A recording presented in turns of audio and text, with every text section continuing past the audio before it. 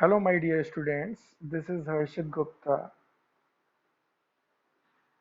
Today, I will discuss the remaining part of second chapter of class ninth chemistry, that is the is matter around us pure. तो इस chapter की बाकी चीज बहुत सी चीजें हमने पहले वाले पार्ट में डिस्कस की थी। आज हम रिमेनिंग चीजों को डिस्कस करेंगे। पहले वाले पार्ट में मैं आपको बता दूं, हम बहुत सारी चीजें डिस्कस कर चुके थे, जैसे कि substances, types of substances. There are two types of substances, pure and impure substances. Impure substances are also called mixtures, and pure substances are further divided into two parts, elements and compounds. In the first part, I have already discussed the elements, what are elements, types of elements, classification of elements, metals, non-metals, and metalloids with their examples. Okay? So, I am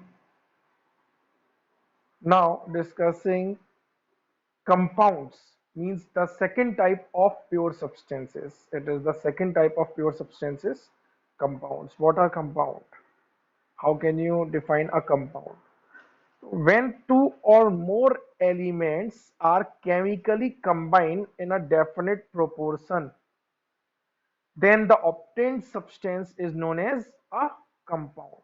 Means when two elements are chemically combined, suppose that if we have one sodium element and one chlorine element, and when both of these are chemically combined, due to which a chemical bond is formed between them, then NaCl is formed, then this is known as a compound. This is known as a compound. ठीक है? They can combine in any ratio or proportion which will depends upon their mass or their number of molecules. For example, we have example also. Water is made up of two elements, hydrogen and oxygen. As you know that the chemical formula of water is H2O, in which two hydrogen atoms are combined with one oxygen atom. The atomic mass of hydrogen is 1 and there are two hydrogen atoms, then the total mass of hydrogen is 2, while the atomic mass of oxygen is 16. ये atomic mass मैंने आपको सबसे पहली वाली video में ही सारे atomic number, atomic mass learn करने को दिए थे। And when you will take their ratio, यानी 2:16, then it will divided by 2, then we get 1:8. Means in water molecule, hydrogen and oxygen are combined in the ratio of 1:8 by mass. So you can check here, water is made up of two elements, hydrogen and oxygen. These elements are chemically combined in a ratio 1:8 by mass to form water molecule. I think आप लोगों को बहुत अच्छे से समझ में आ गया होगा कि 1:8 बाई मास कैसे आया। ठीक है? ऐसे ही हम कोई और भी मॉलिक्यूल ले सकते हैं। It is not necessary that कि हम केवल वाटर मॉलिक्यूल के लिए बताएं। Suppose that ammonia molecule. Ammonia molecule has formula NH3 in which three hydrogen. This molecule is made up of nitrogen and hydrogen. The atomic mass of nitrogen is 14 and atomic mass of hydrogen is 1, and there are three hydrogen, then the mass of hydrogen is 3. Then we can say that in the ammonia molecule, the ratio of nitrogen and hydrogen is 14:3. Simply we can say that 14:3 by mass. So ammonia molecule is made up by nitrogen and hydrogen by chemically combination of nitrogen and hydrogen in a ratio 14:3 by mass. ठीक है? तो आप ऐसे किसी भी compound के लिए बता सकते हो। ठीक, आगे देखो, similarly different elements are combined in different proportion to form different compounds. जैसे अभी मैंने अमोनिया का एग्जांपल लिया, तो ऐसे आप बहुत सारे ले सकते हो। Different elements are combined in different proportion to form different compounds. अब मैं बात कर रहा हूँ types of compounds. Generally, all the compounds are divided into two classes. Mainly, all compounds are divided into two classes. The first one is organic compounds and second one is inorganic compounds. What are organic compounds? Organic compounds, actually organic word is stand for carbon. तो organic compounds की बात कर रहे हैं हम. The compounds which contain carbon atom and carbon atom must possess catenation property. Catenation property is a property of carbon due to which carbon atoms can combine with other carbon atoms to propagate the carbon chain. This property is known as catenation property. It is also known as self-linking property. तो carbon atom अपने ही दूसरे carbon atoms के साथ chemically combine होकर अपनी carbon chain को लंबी कर सकता है, अपनी कार्बन चेन को कितनी भी लंबी कर सकता है. इस प्रॉपर्टी को हम कैटिनेशन प्रॉपर्टी कहते हैं. ये प्रॉपर्टी सभी एलिमेंट्स में नहीं होती है. ठीक है, तो ये एक स्पेशल प्रॉपर्टी है कार्बन की. अब organic compounds are those compound which contain carbon and carbon atom must possess catenation property, means self-linking property in the compound, due to which carbon atom can add more carbon atoms. Then such compounds are known as organic compounds. तो जरूरी नहीं कि सारे carbon atom जिसमें जिसमें एक carbon atom है वो ऑर्गेनिक ही हो. There are some inorganic compounds also which contain carbon atom, but in the inorganic compound carbon atom does not possess catenation property. So it is the difference between the inorganic and organic compounds which contain carbon atom. तो मैं बात कर रहा था organic की. Organic compounds are those which contain carbon and carbon contain catenation property. Then such compounds are known as organic compounds. Now there are some examples of organic compounds. You can check the examples.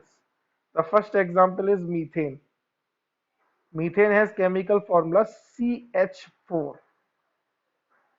Second example is ethane. Ethane has chemical formula C2H6.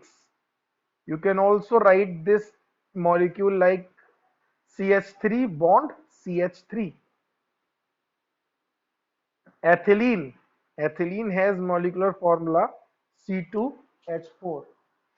C2H4, you can also write this molecule like this CH2 double bond CH2.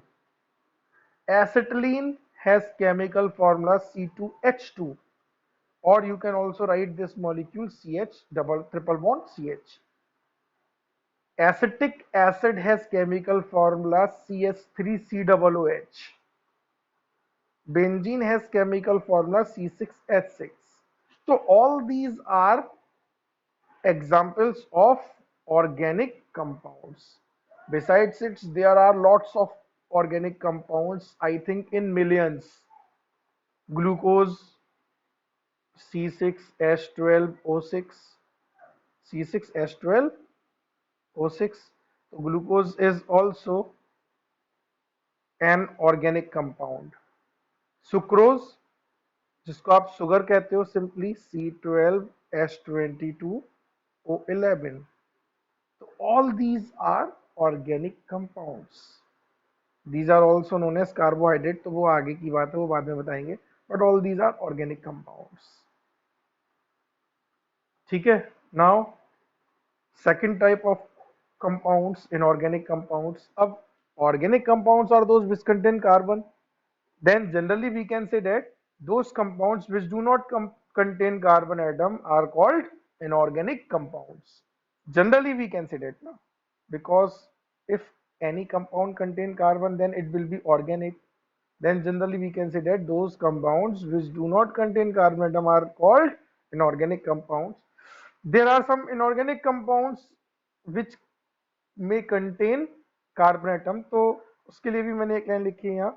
Some inorganic compounds may contain carbon atom, but in the inorganic compounds, carbon atom cannot propagate carbon chain.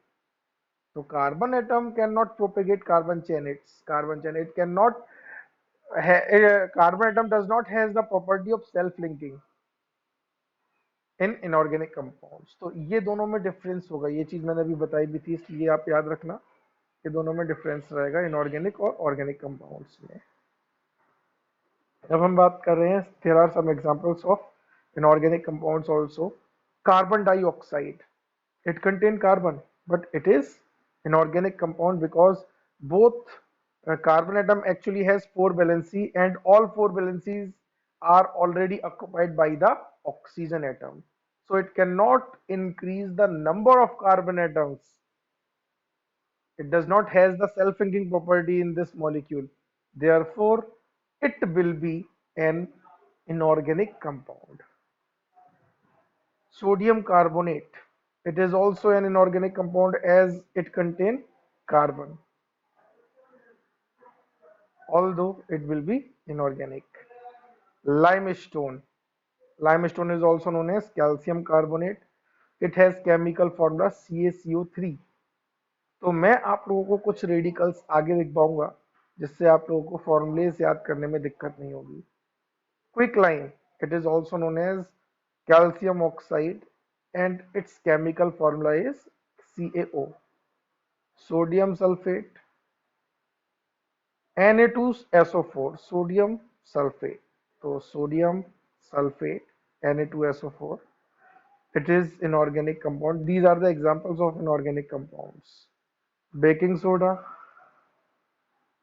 NaHCO3, it is also known as sodium bicarbonate.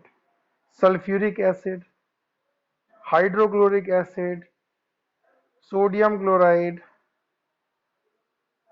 potassium chloride, potassium iodide, sodium bromide, all these are the inorganic compounds because these compounds do not contain carbon atom. That is why these are known as inorganic compounds. ठीक है, तो example समझ में आ गए होंगे। अब हम चलते हैं इसके बाद इम्प्योर सब्सटेंसेस, दूसरे टाइप पर। तो आप लोगों को याद होगा मैंने आप लोगों को बताया था कि substances are classified into two groups, pure substances and other one is impure substances. Impure substances are also known as mixtures. So firstly we will discuss the definition of impure substances. What are impure substances?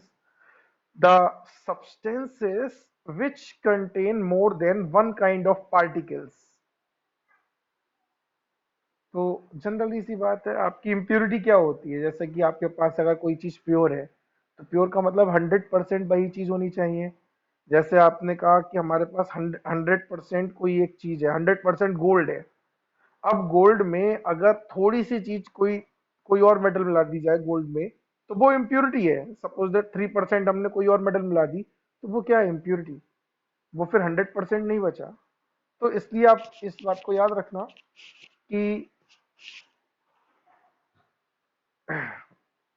pure substance always contain only one kind of particles, although if any substance contain more than one kind of particle then such substances are known as impure substances. These are also known as mixtures.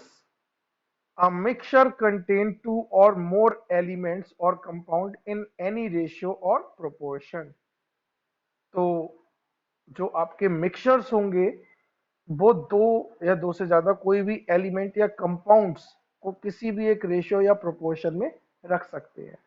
जैसे हमने salt और sugar को मिला दिया, salt का formula NaCl, sugar का formula C12H22O11।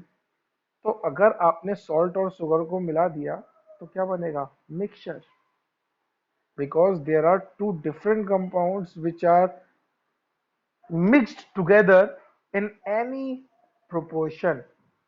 आप चाहे इसको 10 ग्राम लो, इसको 1 किलो लो, बट ये मिक्सचर ही बनेगा। आप इसको 1 किलो लो, इसको 10 ग्राम लो, तब भी मिक्सचर बनेगा। तो मिक्सचर में कोई भी रेशियो, कोई भी प्रोपोर्शन में आप लोग 50-50% लो तब भी मिक्सचर बनेगा। तो ये सब आपके क्या कराएंगे? मिक्सचर। अब यहाँ पर बात आती है, अगर एलिमेंट होते, दो एलिमेंट, सपोज दैट दो एलिमेंट आपके मिक्स्ड हो रहे हैं एक दूसरे के साथ, तब वो क्या बनाएंगे, वो भी एक मिक्सचर बनाएंगे। लेकिन यहाँ पर एक कंडीशन है, two elements can chemically combine together, then they will form a compound. But if two elements, यहाँ पर बहुत बड़ा डिफरेंस है मिक्सचर और कंपाउंड में, इसके इनके चलो डिफरेंसेस को भी मैं अभी आगे डिस्कस करूंगा कि क्या होगा मिक्सचर और कंपाउंड में डिफरेंस। पहले हम मिक्सचर की प्रॉपर्टीज की बात कर ले रहे हैं। What are properties of mixture?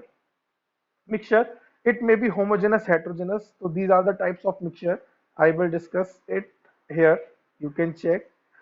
And second property of mixture is the property of constituent substances are retained. मतलब यहाँ पर अगर कोई मिक्सचर बन रहा है तो वो जिन कॉन्स्टिट्यूएंट से मिलकर बना, सपोज डेट ए और बी, ये दो कॉन्स्टिट्यूएंट मिलकर एक मिक्सचर बना रहे हैं, तो इस मिक्सचर में इन दोनों की प्रॉपर्टीज होंगी। अब ए अपनी प्रॉपर्टी शो करेगा, बी अपनी प्रॉपर्टी शो करेगा।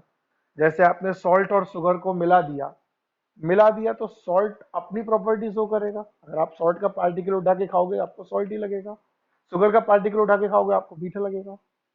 तो इनकी प्रॉपर्टीज जो है वो अपनी रहती है कंपाउंड में, प्रॉपर्टीज डिस्ट्रॉय नहीं होती।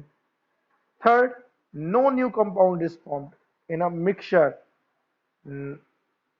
it is the most important point. When you will prepare a mixture, then no new compound is formed. कोई भी नया कंपाउंड नहीं बनता। सॉल्ट सॉल्ट रहेगा, शुगर शुगर रहेगा, आपने मिक्स किया, आप उन्हें अलग भी कर सकते हो। और अलग कर सकते हो तो यहाँ पर देखो नेक्स्ट पॉइंट लिखा है, elements can be separated bye simple physical process.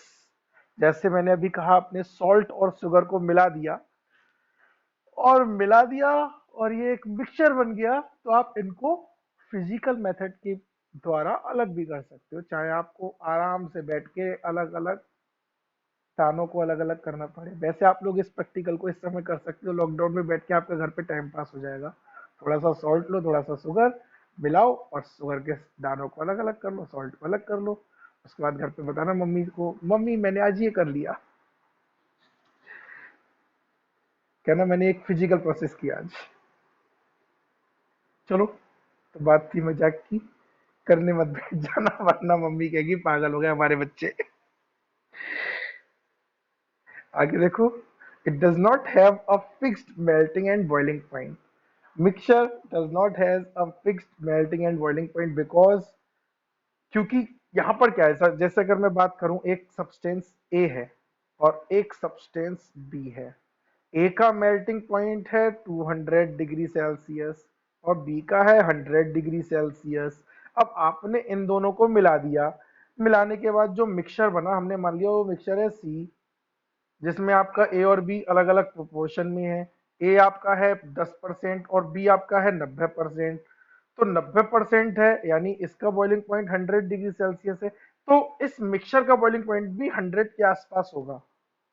लेकिन अगर ये 90% होता और ये 10% होता, तब आपका बॉइलिंग पॉइंट 200 के आसपास होता, मतलब 190, 170, 180, कुछ ना कुछ इस तरह से। तो इनका मेल्टिंग और बॉइलिंग पॉइंट इनके प्रोपोर्शन पे डिपेंड करेगा, इसलिए इनका मेल्टिंग और बॉइलिंग पॉइंट कभी भी फिक्स नहीं हो सकता।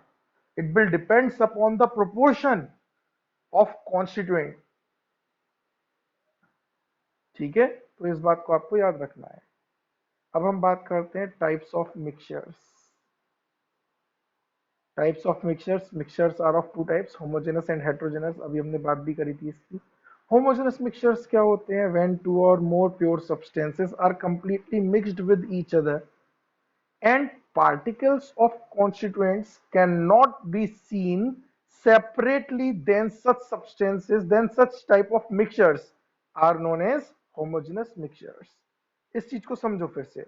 when two or more pure substances are completely mixed with each other, जब दो या दो से ज्यादा प्योर सब्सटेंस एक दूसरे के साथ कंप्लीटली मिक्स हो गए और उनके पार्टिकल्स को हम सेपरेटली नहीं देख सकते, तब ऐसे मिक्सचर आपके होमोजेनस मिक्सचर कहलाते हैं।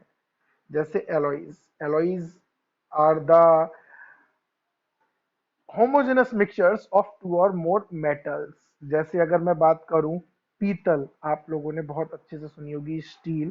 तो ये सब क्या है, ये एलॉयज हैं जो दो या दो से ज्यादा मेटल से मिलकर बनती है। प्योर मेटल नहीं है, आयरन प्योर मेटल है, कॉपर नहीं है, ब्रॉन्ज नहीं है। तो ये सारी क्या है, ये सब एलॉयज होती हैं। और एलॉयज में आप क्या आइडेंटिफाई कर सकते हो कि ये कॉपर है, ये जिंक है, ये आयरन है? आप नहीं आइडेंटिफाई कर पाओ। क्यों? क्योंकि उसमें सारे के सारे मेटेलिक एलिमेंट एक दूसरे के साथ कंप्लीटली मिक्स्ड हो जाते हैं और उनके पार्टिकल्स को आप सेपरेटली नहीं देख सकते। और सेपरेटली नहीं देख सकते तब ऐसे आपके मिक्सचर होमोजेनस मिक्सचर कहलाएंगे। Air is also a homogeneous mixture because you cannot see nitrogen and oxygen particles separately in the air। क्या आप देख सकते हो सेपरेटली? नहीं देख सकते। तो ये आपका एक होमोजेनस मिक्सचर होगा। Mixture of water and salt, अगर मैं बात करूं तो मैं इनको सॉल्यूशन में भी डिस्कस करूंगा। ये it is a one kind of solution. तो ये मैं सॉल्यूशन में भी डिस्कस करूंगा, लेकिन मैं यहाँ पर बता दे रहा हूँ वाटर एंड सॉल्ट। आप सॉल्ट को एक एक स्पून सॉल्ट लिया आपने, एक कांच के ग्लास में लेना वाटर, उसमें एक स्पून सॉल्ट डालो, डालने के बाद उसे मिक्स करो। उसके बाद देखो कि आपको सॉल्ट और शुगर सेपरेटली दिख रहे हैं।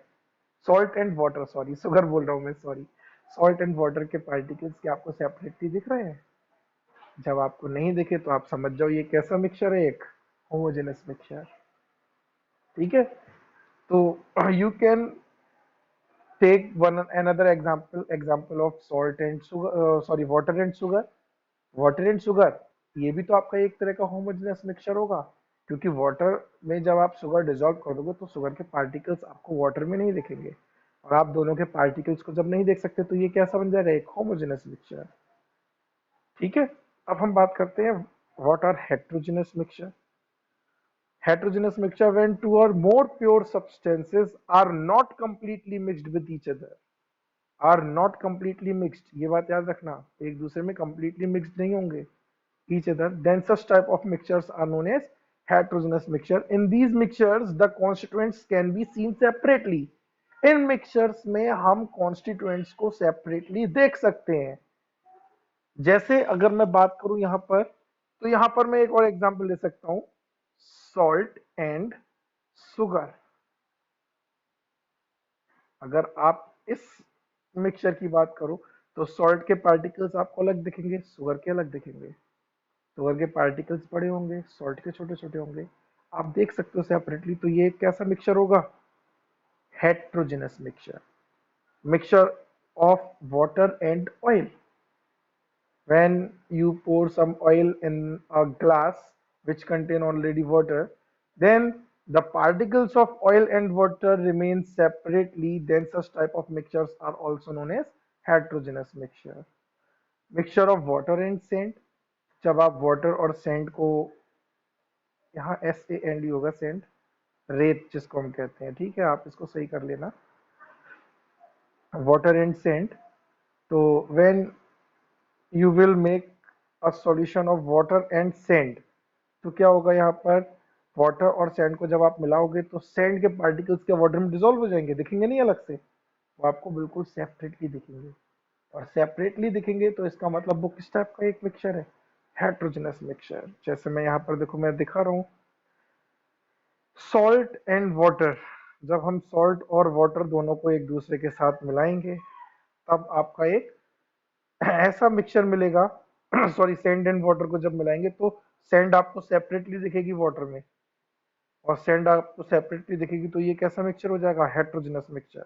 और जब आप शुगर और वाटर को मिलाओगे तो शुगर के पार्टिकल्स आपको वाटर में सेपरेटली नहीं दिखेंगे, तो ये कैसा हो जाएगा, एक होमोजेनस मिक्सचर। अभी मैंने बात की थी ऑयल और वाटर, तो आपने देखा होगा कि ऑयल को जब हम वाटर में डिजोल्व, वाटर अगर वाटर और ऑयल को मिलाएंगे तो ये दोनों एक दूसरे से सेपरेट रहते हैं एक लिक्विड जंक्शन के द्वारा। ये जो बीच में बनता है इसको हम कहते हैं लिक्विड जंक्शन। लिक्विड जंक्शन, ठीक है। तो लिक्विड जंक्शन के द्वारा ये दोनों लिक्विड एक दूसरे से सेपरेट रहते हैं, और ऐसे आपके मिक्सचर्स हेट्रोजेनस मिक्सचर्स कहलाएंगे। तो ये बात हो गई हमारी मिक्सचर्स की। अब मैं, हाँ मैंने अभी एक बात कही थी, कंपाउंड और मिक्सचर्स, कंपाउंड और मिक्सचर्स, तो इनमें हम डिफरेंस कैसे करेंगे, मैंने कहा था अभी बताऊंगा, तो हम उस चीज को भी डिस्कस कर ले रहे हैं। Differences between compound and mixtures, how can you differentiate a mixture from a compound, तो उसकी भी बात कर ले रहे हैं। पहले हम कंपाउंड की बात कर रहे हैं। कंपाउंड क्या होते हैं? कंपाउंड में क्या होता है? The constituents of a compound can not be separated by a physical process. आप किसी भी फिजिकल प्रोसेस से किसी कंपाउंड के कॉन्स्टिट्यूएंट्स को सेपरेट नहीं कर सकते। जैसे मैं यहाँ पर एक एग्जांपल लूँ, हमारे पास एक कंपाउंड है वाटर मॉलिक्यूल, ये किस किस कॉन्स्टिट्यूएंट से मिलके बना है? ये मिलके बना है हाइड्रोजन से और ऑक्सीजन से। तो क्या आप किसी फिजिकल प्रोसेस के द्वारा हाइड्रोजन और ऑक्सीजन को अलग कर सकते हो? आप एक गिलास पानी लो, H2O लो, उस H2O में से हाइड्रोजन को अलग कर दो, ऑक्सीजन को अलग कर दो, पकड़ पकड़ के खींच के, कैसे भी, किसी भी फिजिकल प्रोसेस द्वारा, इवेपोरेशन द्वारा, किसी भी प्रोसेस के द्वारा आप इन कॉन्स्टिट्यूएंट्स को कभी भी सेपरेट नहीं कर सकते। तो पहला पॉइंट कंपाउंड का क्या है? The constituents of a compound can not be separated by a physical process, but in mixtures the constituents of a mixture can be separated by a physical process like separation. Separation क्या होता है? Separation में हम यहाँ filtration कर सकते हैं। Filtration में क्या होगा, जैसे हमने एक मिक्सचर बनाया, शुगर सॉरी मिक्सचर बनाया मैंने किसका? वाटर एंड सेंट का, और मैंने एक फिल्टर पेपर के द्वारा उस सॉल्यूशन को, जैसे आप चलनी का यूज करते हो ना चाय छानने के लिए, बिल्कुल वैसे फिल्टर पेपर का यूज किया मैंने। फिल्टर पेपर क्या करेगा? वाटर को तो मतलब फिल्टर कर देगा, लेकिन जो आपका फिल्टर पेपर होगा उसमें क्या रह जाएगी? सैंड। तो हमने एक फिजिकल प्रोसेस द्वारा उस मिक्सचर के कॉन्स्टिट्यूएंट्स को सेपरेट कर लिया। तो इस बात को आप याद रखना, the constituents of a mixture can be separated by a physical process. Second point, the properties of a compound are entirely different from those of the constituents. इसका मतलब ये, अगर कोई कंपाउंड बनना है, जैसे मैंने कहा अभी एक कंपाउंड में, फिर से बार बार H2O की बात कर रहा हूँ क्योंकि आपको बहुत अच्छे से याद होगा, H2O is the chemical formula of water. अगर मैं बात करूं तो H2 आपकी हाइड्रोजन गैस है, ऑक्सीजन O2 गैस है, लेकिन इन दोनों को मिलाकर जो कंपाउंड बना वो एक लिक्विड है। तो इनकी प्रॉपर्टीज डिफरेंट है, कॉन्स्टिट्यूएंट से डिफरेंट प्रॉपर्टीज है। ऑक्सीजन आग लगाने के लिए जरूरी है भाई, कोई भी चीज जलानी है तो उसके लिए ऑक्सीजन चाहिए हमें, बर्न करने के लिए, ठीक है। लेकिन H2O जिसमें ये प्रेजेंट है वो आग बुझाने के काम आता है। तो इनकी प्रॉपर्टीज, कंपाउंड की प्रॉपर्टीज जो है वो एंटायरली डिफरेंट होती हैं अपने कॉन्स्टिट्यूएंट से, but a mixture shows the properties of its constituents. Mixture जो है वो अपने कॉन्स्टिट्यूएंट्स की प्रॉपर्टी शो करेगा। जैसे आपने सॉल्ट को वाटर में डिसॉल्व किया या शुगर को वाटर में डिसॉल्व किया, जो मिक्सचर बना वो शुगर की प्रॉपर्टी शो करेगा, मीठा ही होगा। ऐसा नहीं होगा कि आपने चीनी डाली हो वो खट्टा हो जाए, इट इज इम्पॉसिबल। ठीक है, तो mixture always shows the properties of its constituents. Third difference क्या है? Energy is usually given out और absorbed in the preparation of a compound. तो जब भी कोई कंपाउंड बनता है तब एनर्जी या तो एब्जॉर्ब्ड होती है या फिर एमिट होती है, गिवन आउट होती है, but energy is usually neither given out nor absorbed in the preparation of a mixture। जब हम मिक्सचर बनाते हैं तो किसी भी तरह की एनर्जी ना तो एब्जॉर्ब होती है ना ही बाहर निकलती है। इसका रीजन ये, क्योंकि जब कंपाउंड बनता है तो उनके बीच में केमिकल कॉम्बिनेशन होता है, केमिकल कॉम्बिनेशन के कारण केमिकल बॉन्ड्स बनते हैं, एंड केमिकल बॉन्ड्स बनने के लिए कुछ ना कुछ एनर्जी रिलीज होती है या फिर कुछ ना कुछ रिक्वायर होती है। बट यहाँ पर किसी भी तरह की केमिकल बॉन्डिंग नहीं होती, इसलिए इसमें ना तो कोई एनर्जी रिलीज होगी ना ही कोई एब्जॉर्ब होगी। Next difference, a compound has a fixed melting and boiling point. तो कोई भी कंपाउंड है उसका मेल्टिंग और बॉइलिंग पॉइंट फिक्स होगा। जैसे H2O, इसका बॉइलिंग पॉइंट कितना होता है 100 डिग्री सेल्सियस। और अगर ये आइस की फॉर्म में होता तो इसका मेल्टिंग पॉइंट कितना हो जाता 0 डिग्री सेल्सियस। तो इनके फिक्स है मेल्टिंग और बॉइलिंग पॉइंट। लेकिन एक मिक्सचर का मेल्टिंग और बॉइलिंग पॉइंट फिक्स नहीं होता, because the melting and boiling point of a mixture depends upon the proportion in which the constituents are mixed. तो इस बात को आपको याद रखना है कि इनका मेल्टिंग और बॉइलिंग पॉइंट फिक्स नहीं होता। तो आई होप आप लोगों को सबको बहुत अच्छे से समझ में आया होगा आज। आज के लिए बस इतना ही। Thank you so much.